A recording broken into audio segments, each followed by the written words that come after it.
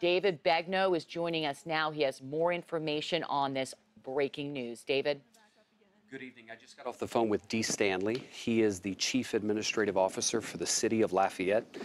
He was standing at an impromptu news conference with the police chief of Lafayette, Jim Kraft, and he has confirmed to us so far that of the two people shot, the gunman is deceased. Okay.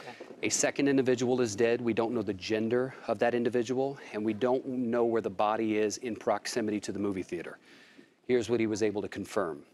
This evening, the movie Trainwreck. Okay. A gunman walked into the movie while it was playing and opened fire. As it stands now, according to Mr. Stanley, several people are injured, and the injuries are said to be serious. We do not have an exact number at this point. But two fatalities, one's the gunman. That is correct. Of the injuries, we're told they are multiple.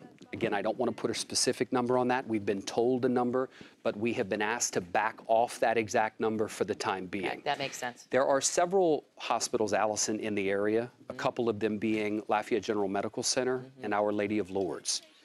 Transports to both? That is correct. Both of those hospitals, we're told, may have received some of the patients. So that would indicate a higher number than just a few. Absolutely. The hospital that would have likely had the majority of them is called Lafayette General Medical Center. They would have handled probably the most serious trauma patients.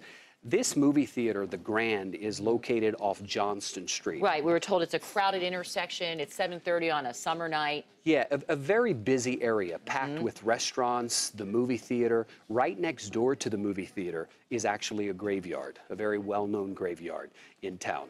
There's a very popular fitness club called Red Laurel's, which is located right behind the movie theater. So this is an area where people congregate in the evening. This is a 7:30 or a 7 p.m. showing of Trainwreck, a popular, lighthearted movie, and an active shooter enters the theater, from what you understand, and opens fire. It has been confirmed the shooter walked into the theater as the movie was playing and opened fire. We don't know what type of weapon was used, and he wasn't able to set the scene for me currently. But what we do know is that all of the victims have been transported from the scene already. And again, as it stands now, the two people there are the two deceased, the gunman and another individual. So there are at least two fatalities that we can confirm. That is now, correct. Was the gunman neutralized by police, do we know, or did the gunman take his own life? We asked that question, and they do not know. When I said, Dee, do we know if the gunman took his own life? He said, David, we don't know if it's possible our responding officers may have shot him, which indicates to me there would have been some engagement between the gunman and the officers at some point. When that happened, it's unclear at this point. But again, he said, we don't know if our officers killed him or if he took his own life. Well, when I was speaking to a member of the state police, he said that they entered the theater immediately and that they were able to directly engage the shooter at that time. We were also told that there's a broad sweep for explosives, both in the theater and surrounding the theater. Did they say anything to you about that? He didn't say anything. I wasn't able to ask him about that, but what I'm hoping to do is step off here in just a minute and call him back. He asked me to give him about 20 minutes. Alison, as we were on the phone, I could hear hysteria might be too strong a word, but pandemonium.